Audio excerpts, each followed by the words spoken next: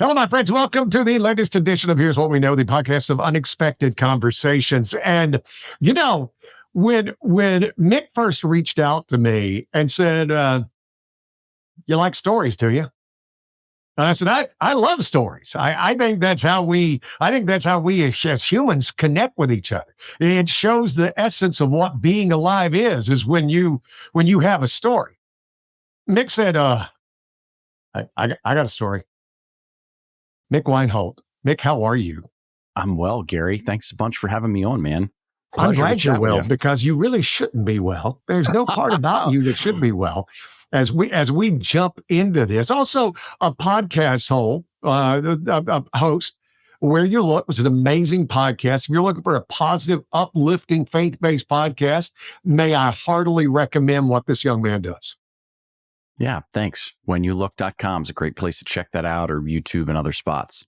Well, you have to tell me about this journey as we get started. All right, because usually I'm infamous for I don't do backstory. We just go into whatever we're going to talk about, right? Let's do it. I never go, hey, tell me about you. Tell me where you're from. Tell me about. I don't do that. But in this case, we need to paint the picture to get you from there to where you are today. And you started off as a rambunctious, disobedient kid. Yeah, like so many of us, right? And I think at this point, I'm a little bit more obedient, but originally from Baltimore and grew up in what I would consider to be, Gary, a quote unquote Christian household. And what I mean by that is that there was conversations about God and Jesus and all of those kind of components of Christianity in my household, but it was filled with anger, fighting, conflict, all that kind of stuff. And so I had this perspective as a younger kid of like, man, there's a disconnect here between what I'm hearing and what I'm seeing. And so this God that my parents would talk about for me was very much just sort of like this disciplinarian like my dad. So I rebelled as hard as I could against my folks in high school. And that kind of carried over kind of spiritually for me. And that rebellion led me to leave Baltimore as soon as I possibly could. And I moved to Colorado because I'm fueled by ego and a lot of Mountain Dew. Okay.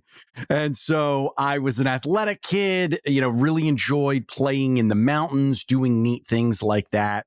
And I decide, I'm going to hike the 14,000 foot peaks that Colorado is really famous for. They got more than 50 of them. And there's two that are just outside of Denver that are super popular. Most people hike them in the same day, the same trip. It's called Gray's Peak and Torrey's Peak. And so I went and hiked them like everybody else. And so I, sort of checked that box and then climbed many other or hiked many other peaks and that type of thing.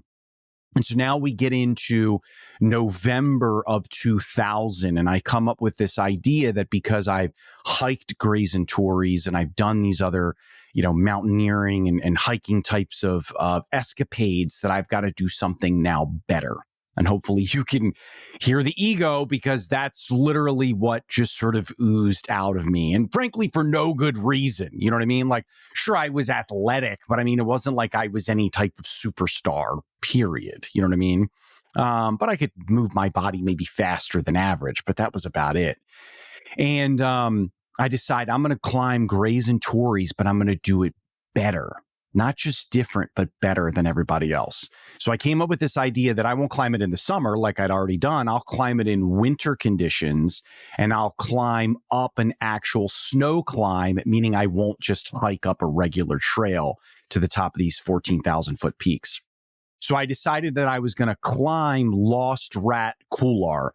And Gary, when we're talking about a couloir, think of a double black diamond that people would ski down, like at the top of a ski resort. You know what I mean? Sort of this narrow chute that people are, going to be skiing or snowboarding down because it's filled with snow. My intention was to climb that, get to the ridge on the peak, and then go up to the summit. And since Grays and Torreys are right next to each other, drop down into the saddle between the two, go up to the top of Torreys, and then hike the regular trail all the way back down, be literally back home before dinner.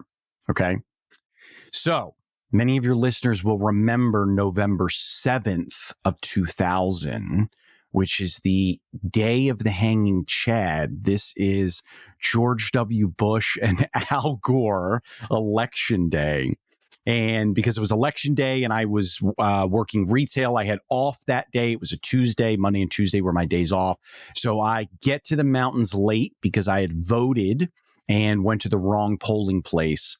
And I'm in a big rush when I get to the parking lot at the trailhead. What's and late? Late morning, 10 o'clock-ish. And you had hoped to been there like by 7 or 8? Exactly. Yep. Yeah, you totally want to be there much earlier in the morning, particularly in winter conditions. You don't have nearly as much daylight as you would in the summertime.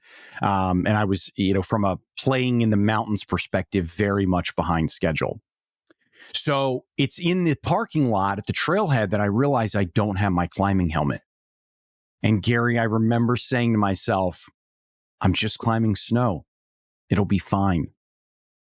So that's a little bit of foreshadowing, as your listeners, I'm sure, have picked up on. So anyway, I head in. It's about 3 miles from the trailhead into the base of the Lost Rat Couloir. And that climb starts at just around 12,800 feet. I get to the base of that. We'll say that's probably about an hour or so to get in, maybe a little bit more than that in terms of elapsed time. And I'm taking a quick break at the bottom. I'm looking up, assessing the route, and then I decide to proceed up. And at this point, we're now no longer just walking. We're now actually ascending up a slope. So I'm using all fours. Okay. Further and further up the climb. I'm now a couple of 100 feet up the climb.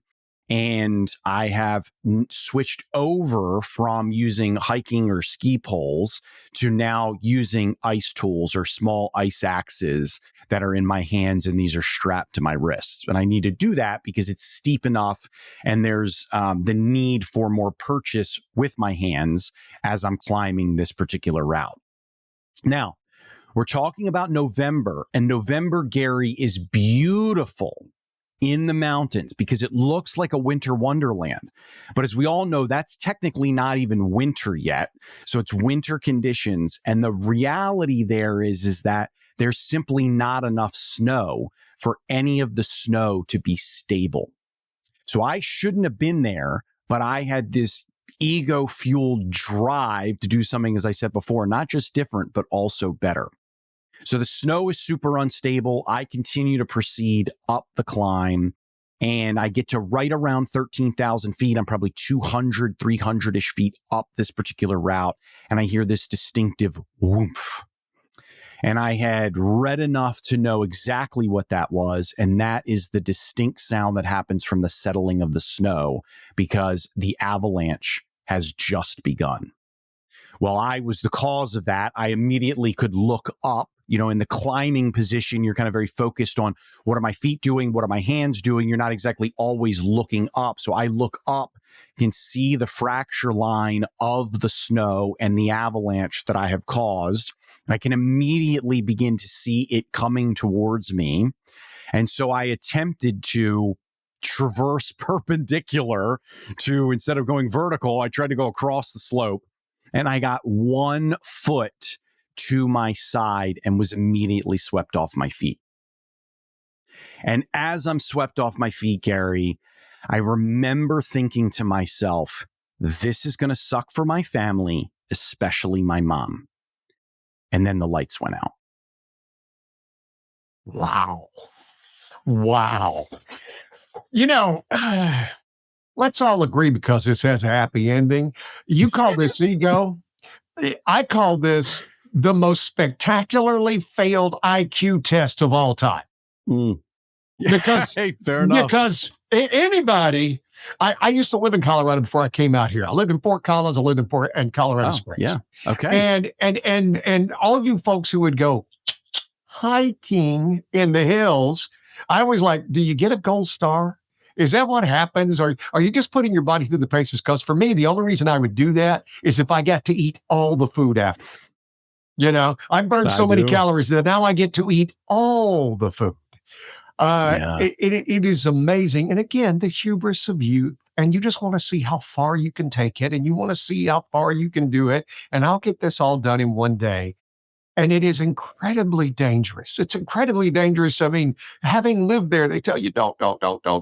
And usually 90% of the time, it's either young men like you or old hands about my age who think they've seen it all. It's just like I remember talking to a cop one time.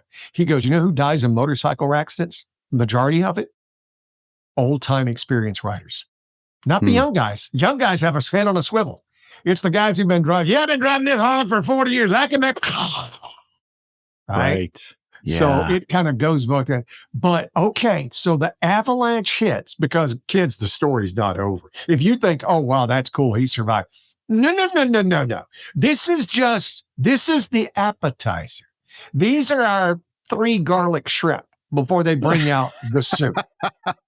This is where we're going with this. So, all right, you come to. Yeah. Please pick up the story, Mick. So I regained consciousness, to your point. I don't know how long I'm out. Okay. And I sit up. I'm in this really precarious position. I'm almost like I'm on a giant stool in a way. My feet are sitting below me. I'm sitting on my bottom and I'm laying on my back. So it's like this stool with this really long back. And so I sit upright as I come to and do this sort of systems check.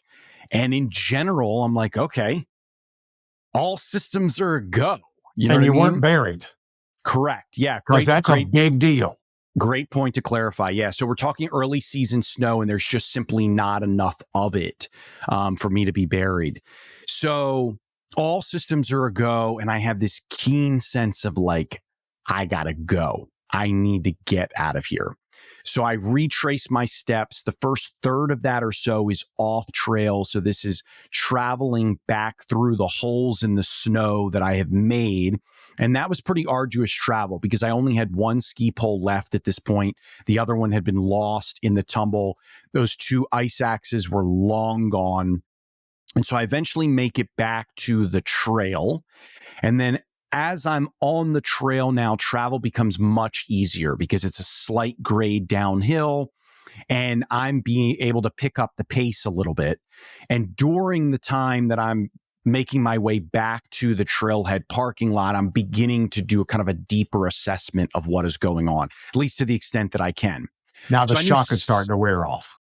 Exactly. And the focus is get back to the car, but I have enough capability now to move easy enough that there's just a little bit of space, you know, to sort of process.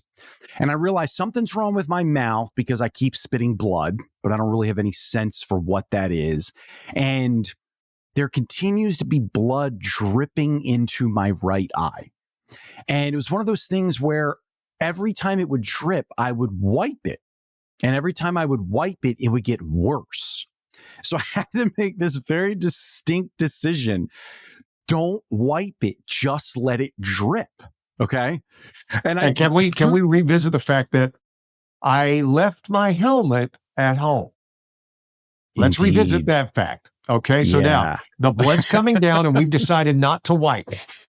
That's correct. Yeah. So I make it all the way back to the car. And my best guess here is this is probably an hour and a half, maybe an hour and 45 minutes worth of travel time in order to get back.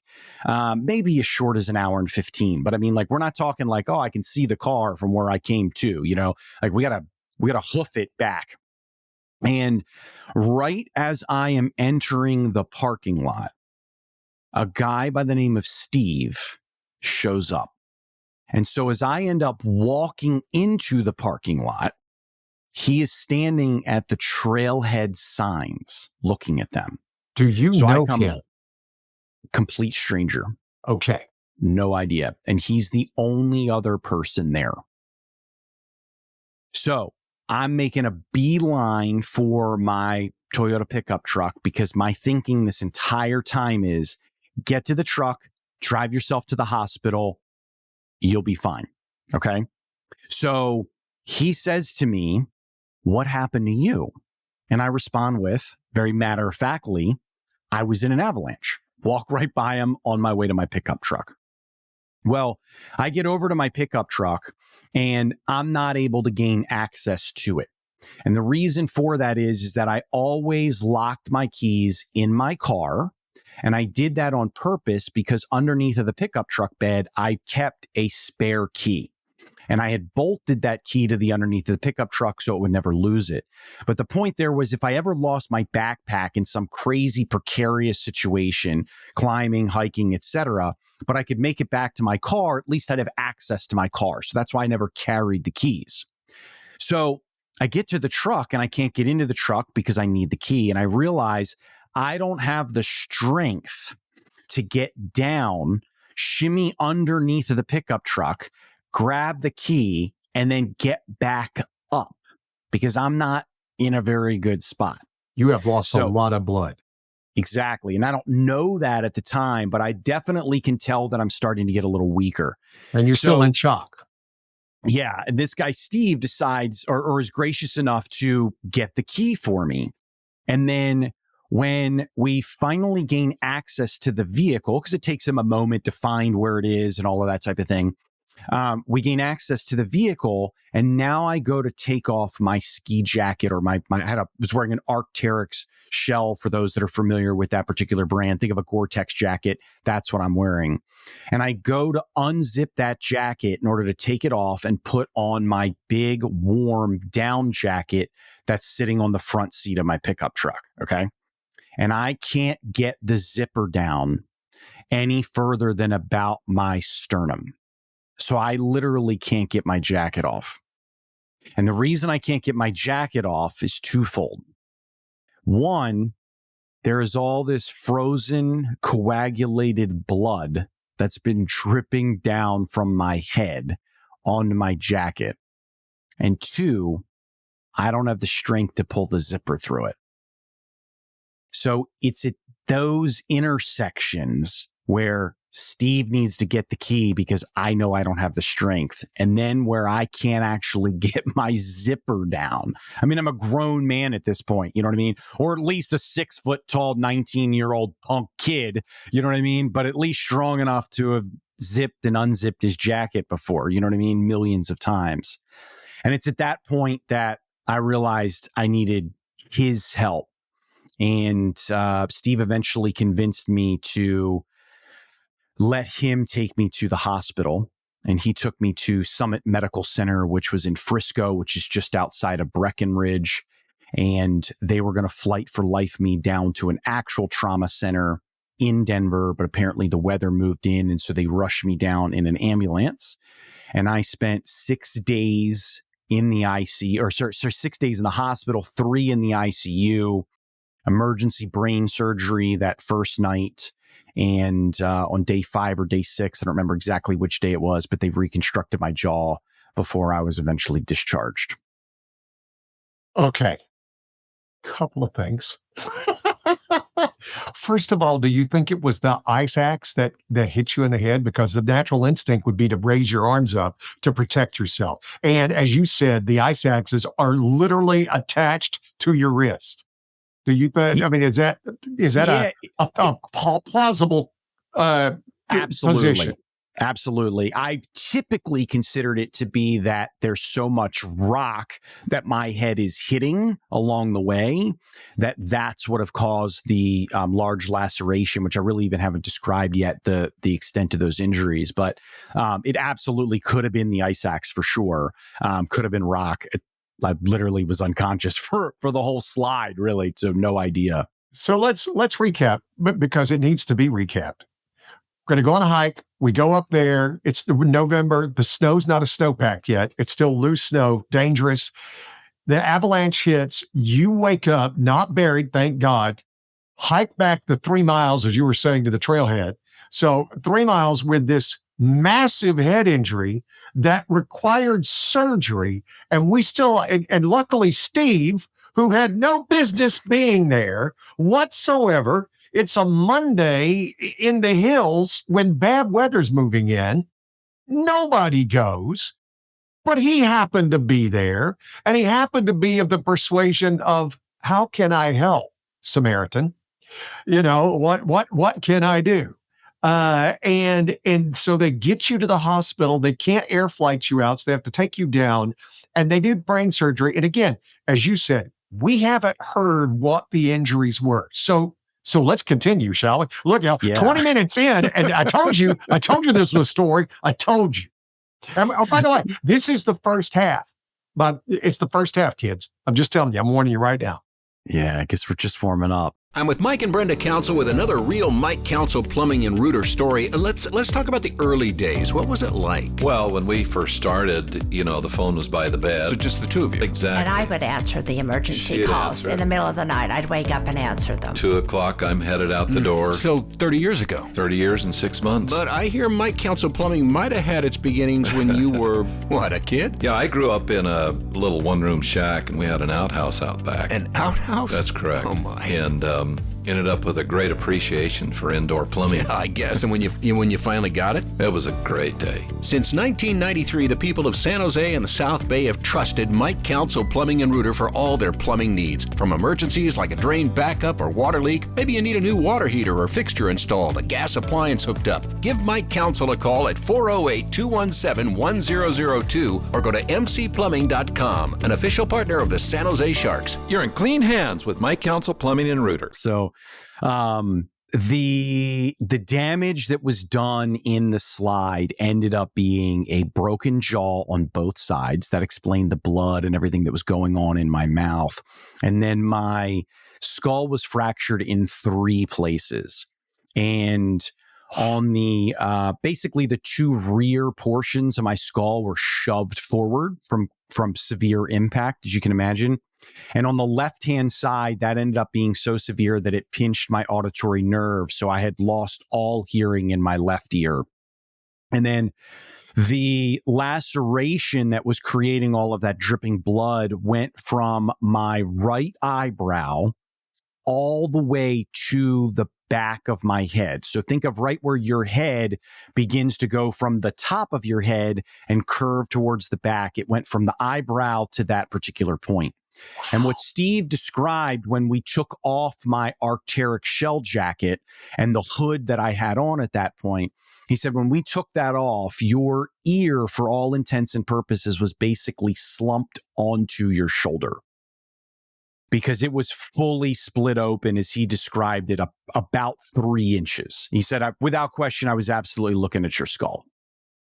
Wow. So that evening, as I'm in the hospital, the trauma center at St. Anthony Central, which is a full-blown hospital in Denver, the nurse staff is, constantly checking on me and checking for lucidity and all of those types of things. And I couldn't answer their questions.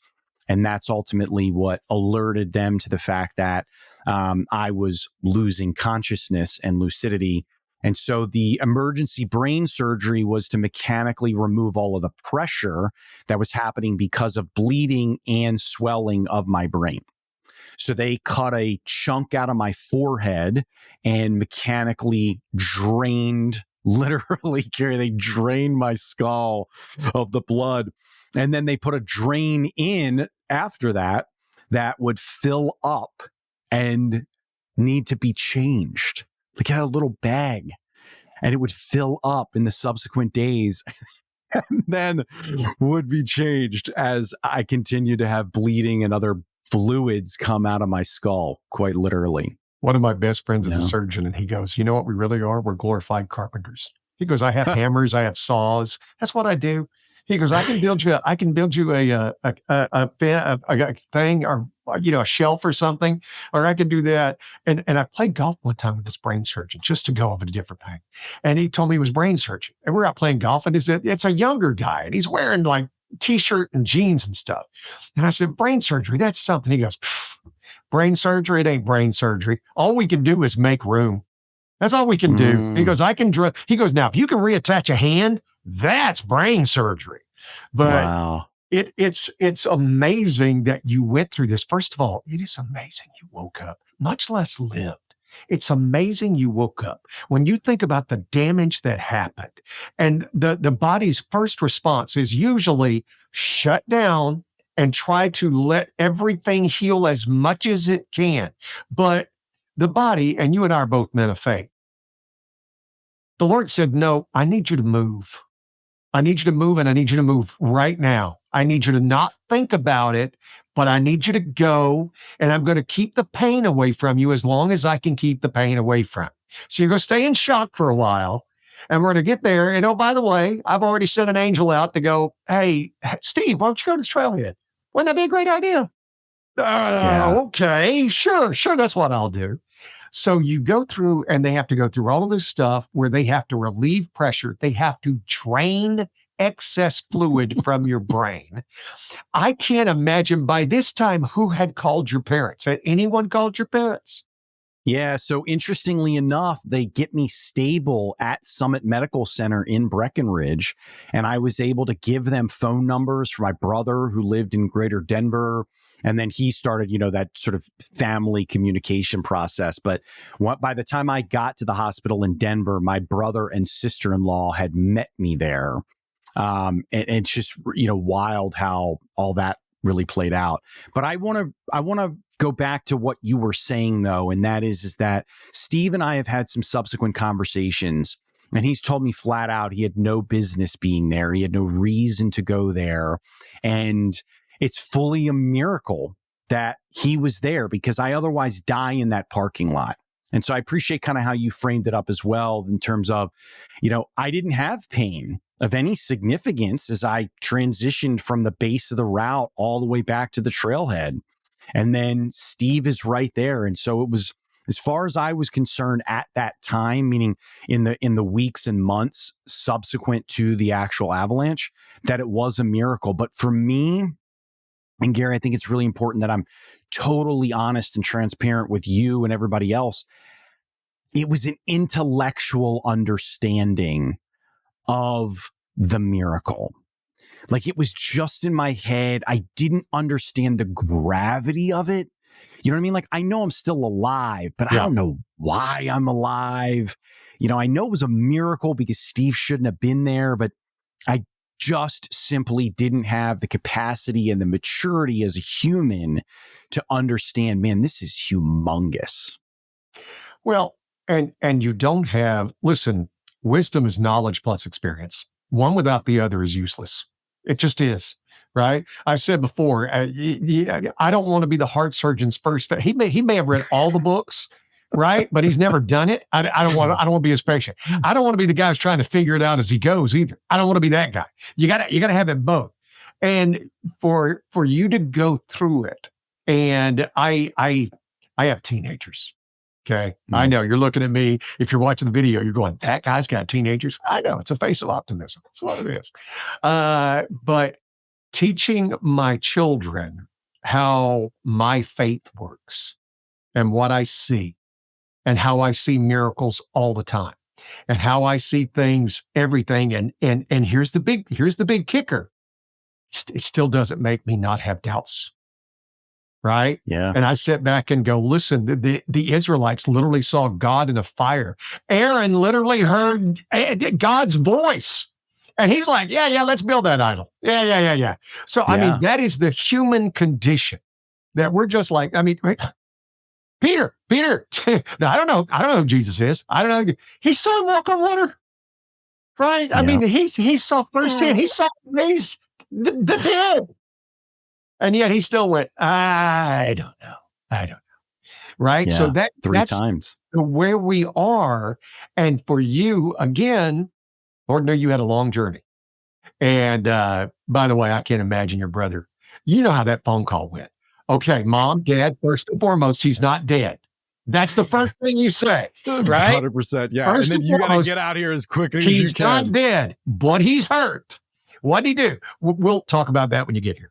And because they were like, but you go through this, and how long is this healing process? Now you're a single young man. You're still not married. You're still going through the hubris of youth, which we all have to pass through. And this is just part of your journey. So there's no condemnation. There's no, you stupid, even though I made the IQ test. I fail IQ test every day. I play golf.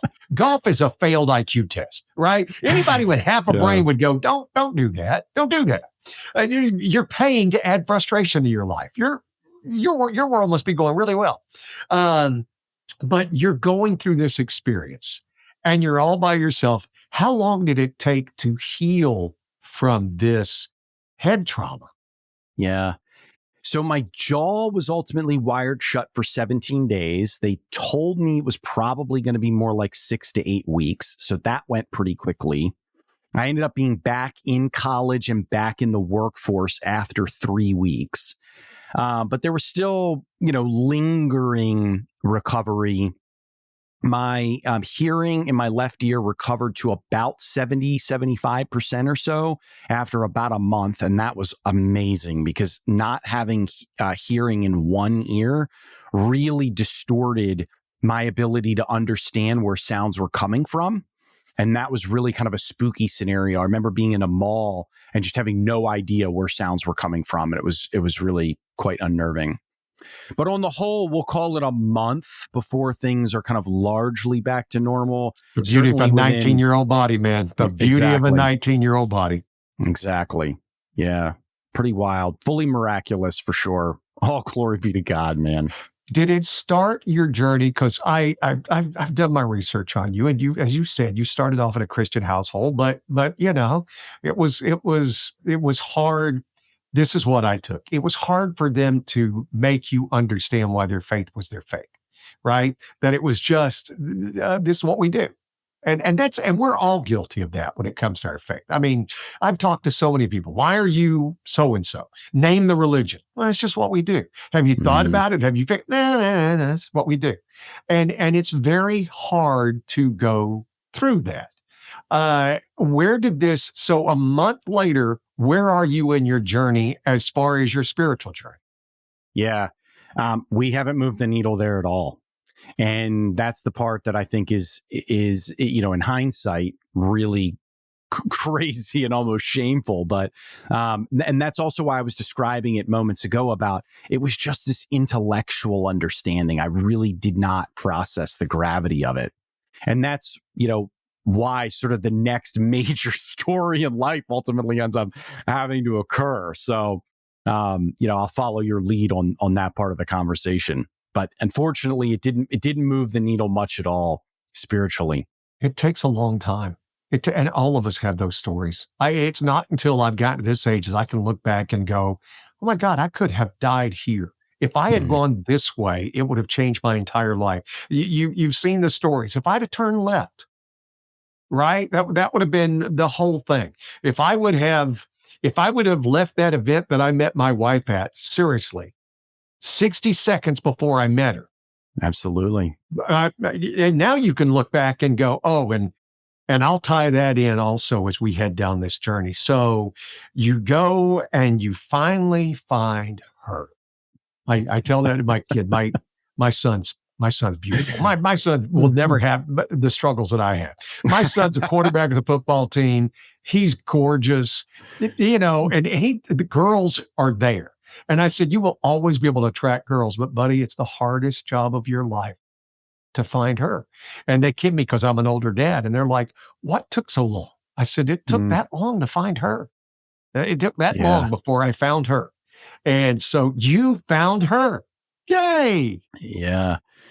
Yeah. Well, my wife and I, we got married in 2006. So the story we were talking about with the Avalanche, that's 2000. And, we're now half dozen years later. We're married. We purposefully decide we're going to be married without kids. We want to have, that period of time in life to enjoy. And I'm like really careful with my language here because I want everybody to kind of hear that we decided, no kids. So we decide a handful of years later that now we're going to start a family. And of course, we knew that there could be challenges with starting a family, but, we enter it under the assumption that we'll be able to get pregnant. And we did. We didn't have any issues getting pregnant, period. And that was, really quite wonderful because we knew lots of folks that didn't have that same type of scenario. And we're absolutely sympathetic and empathetic to those scenarios. But we get pregnant and all is progressing really well with the pregnancy. As a new dad, I of course went to the, OB appointments at the beginning and I went to the OB appointments towards the end, nothing in the middle because I'm busy, you know what I mean? Trying to carve out a life for the two of us. Right. And at the last obstetrician appointment that I went to, I remember asking the OB, hey, is there anything we need to be thinking about here or be aware of? I mean, it sort of seems like everything's good to go, but just kind of double checking with you on this. You're the expert. I'm not.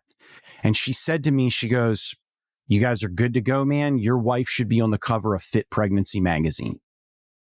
And I can remember that because, Gary, like I said before, I was fueled by ego, and that was an ego stroke. Says something if it's like, hey, your wife should be on the cover of Fit Pregnancy magazine. You know what I mean?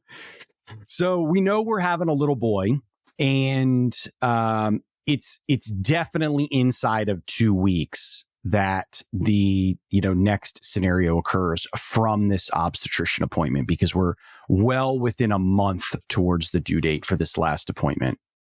And we lived in a townhouse in Colorado. This is where we're living at this point.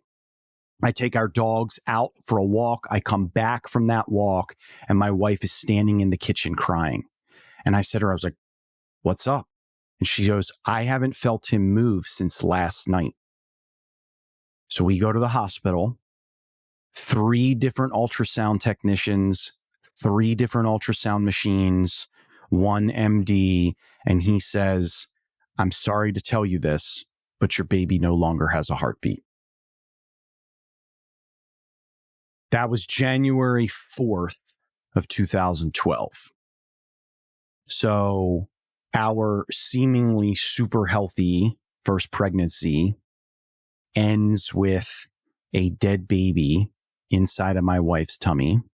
And so she's then induced later that day. And on January 5th, she delivers a 6-pound, 8-ounce, 21-inch long dead baby, our son, Luke. And it was finding out or hearing those words of, I'm sorry to tell you this, but your baby no longer has a heartbeat. It's that moment that brought us to our knees and then began a relationship with Jesus Christ. Because I knew about God from my upbringing. I certainly knew enough to keep him as far away from me as possible. And that was true for me and my wife. I intentionally tried to create distance.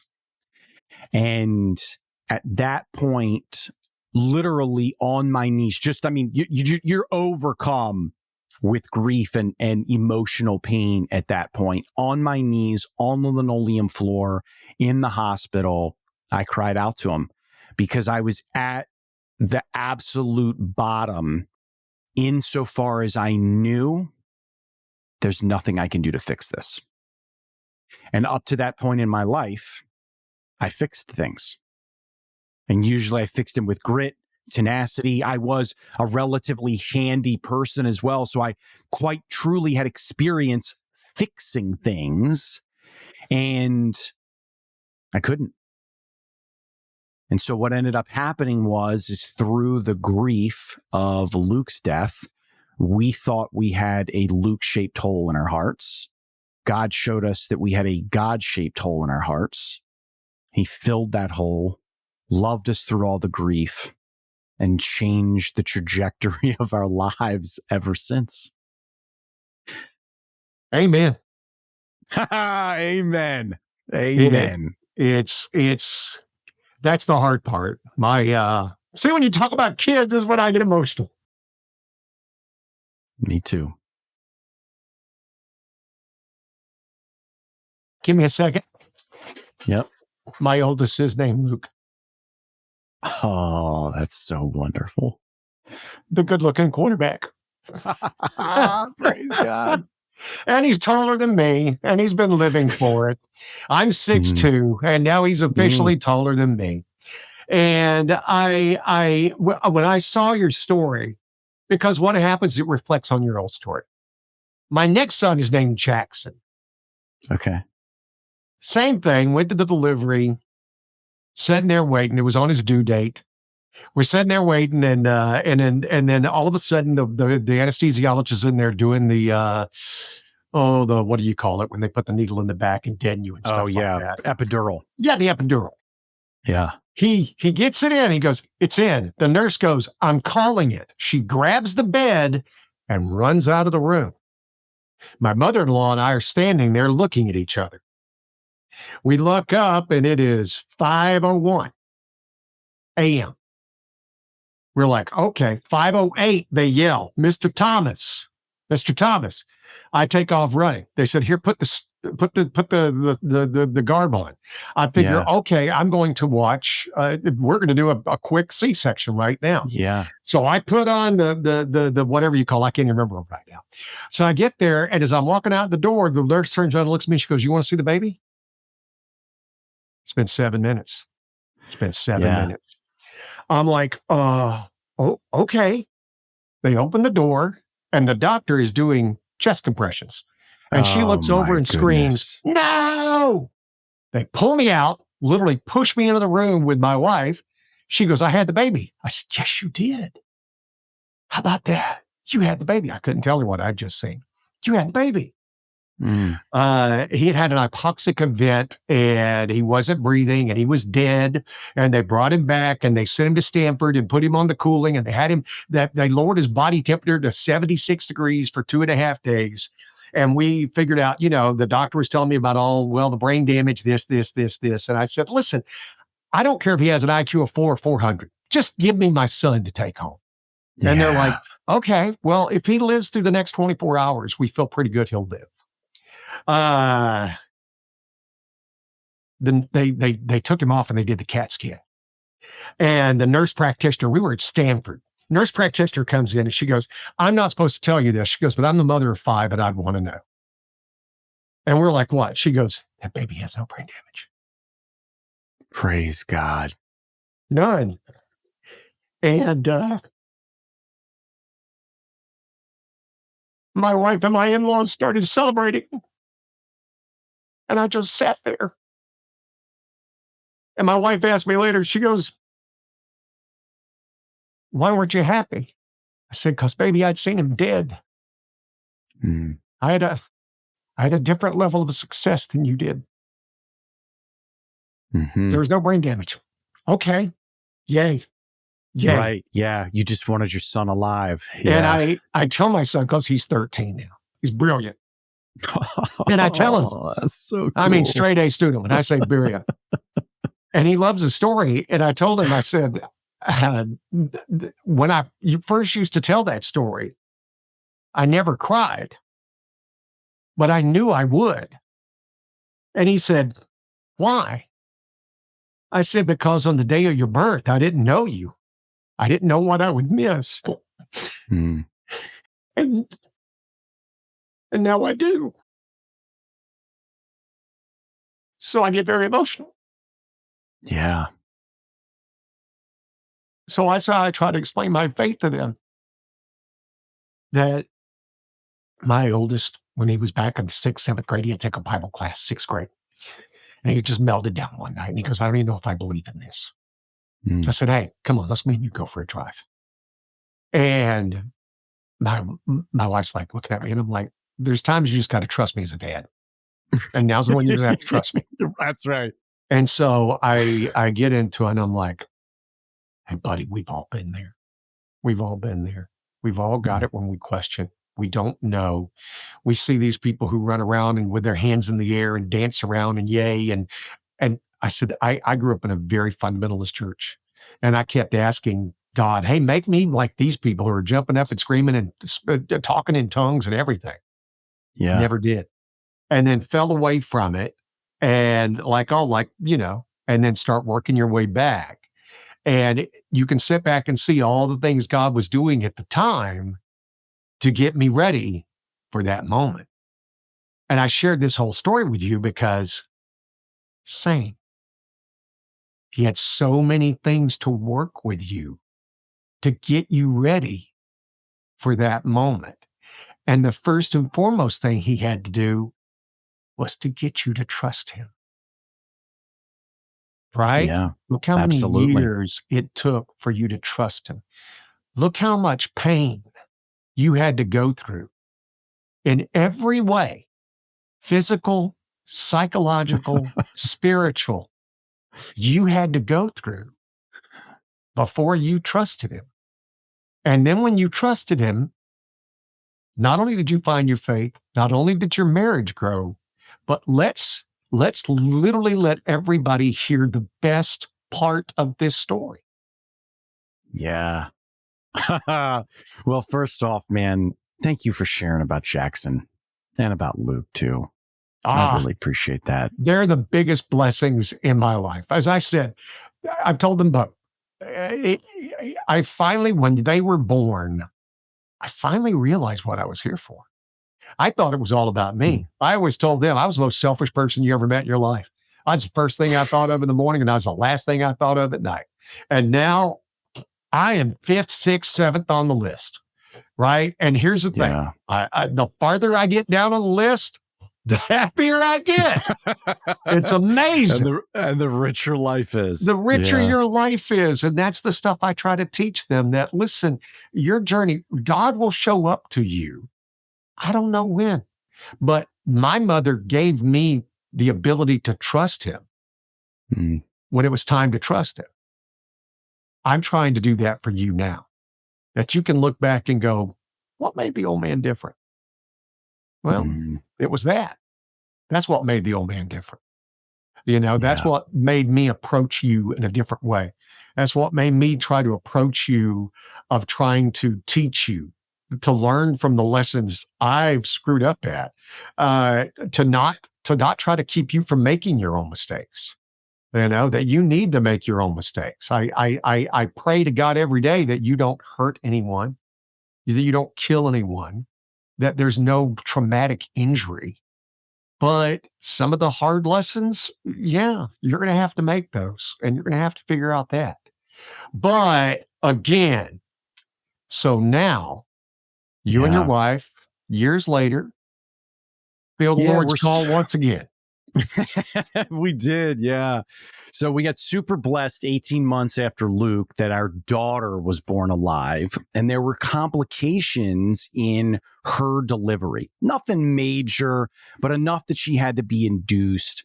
And so at that point, we're like, okay, we're pretty much like 90% never having any more kids. We never got to 100%, but we're like, man, we got fetal demise, as they call it, with Luke. We've had, premature, all that kind of thing with our daughter. And so we're just like, okay, we're probably not having any more kids. And then to your point, about 4.5 years into our daughter's life, about 5, I guess that's 6 years or so post Luke, we kind of felt this prompt. And it was interesting because it was happening individually. And then we both started talking about it with each other. And so that's kind of how we knew, like, this is interesting. You know what I mean? And so we sought out a high-risk obstetrician, wanted to develop a relationship there because, to your point about wisdom being both education and experience, you know what I mean? We're like, hey, we've been down this road. We are not, new to this whole process. Let's wisely gather information and build some relationships before we go into this whole process. And we prayed about it like significantly, and we felt like the Holy Spirit was pushing us in the direction of try and get pregnant. And my wife says to me, she's like, look, if we do this, I just don't want to deliver any babies in the month of January. And because that was Luke's death and delivery month, right? And I'm like, okay, no problem at all. I'm not the brightest bulb, but I can do the math on that. We'll play prevent defense until it just pushes the due date into February or beyond, right? So, and particularly because we had success getting pregnant very easily. So that was also very important as well in terms of making sure that we played prevent defense, to accommodate her request. Well, long story short, we pull the goalie and we get pregnant right away. We go in for the obstetrician appointment. At this point, I'm going to go to all of these, you know what I mean? Because every one of them is going to be high risk. And we walk in for the first one and find out that we are having twins. And Gary, and here's the funniest thing, right? So We based all of our math off of a full term 40 weeks, which is what's totally normal for a singleton. Well, in the modern day, in a high risk situation, twins get forced out, meaning they get induced at 36 weeks. So this took a due date of late February and moved it into a due date of late January. And my wife pitched a fit, and understandably so. Okay, I get it. Yes, truly we get with it. all of the Because right it's emotional very respect. emotional. Absolutely. But the Lord knew Totally. what he was doing. 100%. And just to sort of land that particular plane, she fought the OB appointment after appointment. And I was praying about it. We were praying about it, but she felt very, very strongly about this. It's got to be February. Just give me another week. That'll get us into February. And I eventually got this clarity from the Holy Spirit that said, dude, you guys tried to control this. You are not in control. I am in control. These babies are going to be born in January, and you're going to celebrate live birthdays in addition to celebrating Luke's birthday because I am redeeming his death. And then the last thing was, and he goes, and you will tell people this story because I will get the glory. So I went to my wife and I was like, honey, here's the deal. Okay. I mean, granted, this is not normal, Gary. I'm not like always getting this, this type of communication, right? Yeah. I'm like, honey, you got to knock it off with the OB. I'm like, this is literally what I got. They're going to be born alive. You got to stop worrying about it. And granted, I mean, that might have ratcheted back 1% of the worry. I mean, she's feeling as if she has all of the risk, literally carrying now not one baby, but two, right? But that is exactly what happened. They were born on January 30th and they're 6. And so it was 7 years to the month. So 7 Januaries after Luke's death and delivery, we have identical twin boys. Praise God. Is that amen? I mean, as I said when we started this, he got a story. Mick's got a story. It is amazing. And now you can sit back and look on your life and you can start seeing all the connections and you can see all the different stuff that happens. I mean, how old do they think Moses was when he wandered out into the desert? I mean, 40, 50, 60 years old. Yeah. And by the time he wandered back in, before he could do all the math and go, wow, that was something, huh? And we don't know usually when things are happening. It's wonderful when you feel the Spirit move. I've never heard God's voice. Now, I have a friend of mine who literally said he told him this and told him, you got to do this. And he goes, it was as clear as me talking to you right now. And I'm like, wow. I said, I don't know if I should be happy or glad. He goes, how do you figure? I said, maybe God thinks I'm not as stupid as you. And so he doesn't have to say something out loud. Or maybe he feels I'm not as worthy as you. I don't know. But I just sit back and do that. My son Jackson has a tremendously strong faith. I mean, he's the kid who sits in church with his hands up singing the whole time. And he has no doubt there's God at whatsoever. And I was sitting there talking with my wife and with some friends sometime. And they're like, man, his faith is something. I said, because for him, it's not a guess. And my wife said, what do you mean? I said, because he's been there. He's been there.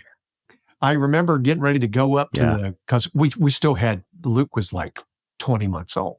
So I would come home every night from the NICU. And because I had to be home with things. And I'd get up in the morning at like 6 and I'd drive back up and I sit in the car one day. My mother had passed in 1996. And for some reason I felt her presence.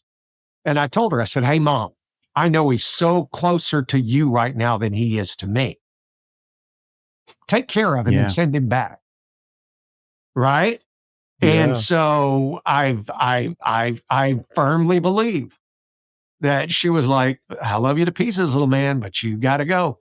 Right. Yeah. And so for him, it's just, no, it's not any guesswork. For the rest of us, faith is hard. Faith is hard because it requires you to make the decision every day. You know, That's right. You don't have to have faith in your breath. It's going to happen whether you want it to or not. Yep. But to sit back and go, this is what I choose to believe today. I believe that Jesus died on the cross. I believe God has a personal interest in my thing. I believe Jesus rose. I believe he paid for my sins. It does not mean I get a free life. It doesn't mean that I don't got to have any problems. It doesn't mean that I'm not going to sit back and go, God, Lord, why did you let that happen? Because I'm seeing this much of a universal size picture. Right. And hopefully when I get to the other side, he'll sit back and go, okay, now step back, take a look. And I'll go, wow. Exactly. So that was it. How cool is that? Yep. But for now, I just get my little millionth of a pixel and know that that's my part. Right. Yeah. And sometimes my part is to do what we're doing today. My part is to help you tell God's story, that help you have somebody go in. That's what I love about your podcast. I mean, you sit back and tell people what you do on that. Yeah. So thank you. And thanks in general for this conversation. It's wonderful to hear your perspective on all of it and for also me to be able to share about it. The podcast is whenyoolook.com, or you can grab it on any of the podcast platforms, including YouTube. But it's where ordinary people come on the show. And then similar to this, we have a conversation and they describe their extraordinary story. And then the listener gets to decide, was that coincidence or was that God in action? And the reason we frame it that way is because similar to you talked about faith being a choice. We absolutely believe that that's what it is. So we want to frame it up for people to then make that adult decision and say, I can believe that that's God. And we've had really awesome stories where we've had folks that are actively involved in saving somebody's life. And they're like, totally coincidence that I was there. Total coincidence that the guy didn't have a pulse for 38 minutes and completely recovered inside of 3 weeks. And then other people that were involved in that exact same incident say 100% it was a miracle. No possible way it was a coincidence. And we're intellectually honest about that, and there's space for that. And so the stories end up just being mind-bending and really cool, regardless of whether or not you believe they're Christ on the move. But, many of the listeners do, as you can imagine. Well, I've just found that it's usually harder to sit back and to go, nah, that just happened. That just happened. Right. Because it's rare. It's rare. I mean, that's the problem they're having, on the whole current theory of evolution and everything else, because it not to get too political in it, because I'm just a fan of science, but at some point you have to go, and it just happened. Mm-hmm. Whereas no part of the science ever go, no, there's reason, this. Oh, but at this point, it just happened. So you're taking a leap of faith. You're choosing to go, either way, you're taking a leap of faith, which is fascinating to me. I find God in science. It's what I tell my son all the time. Amen. Science does not scare me. Right. When you said that, the beautiful thing like the James Webb telescope, what we found is the more things you find out, the more things we found out that's wrong. The stuff that we didn't even think was possible is happening out there. Right. Things that we didn't, amazing. planets, creations of stars, galaxies that we didn't think should be able to even exist according to our math. They're out there. They're there. Yeah. And so it's just that, we found galaxies that are supposedly older than what we thought the universe was. So it's That creates a blip in the analogies there. You know what I mean? In the logic. It's just crazy. And so I find the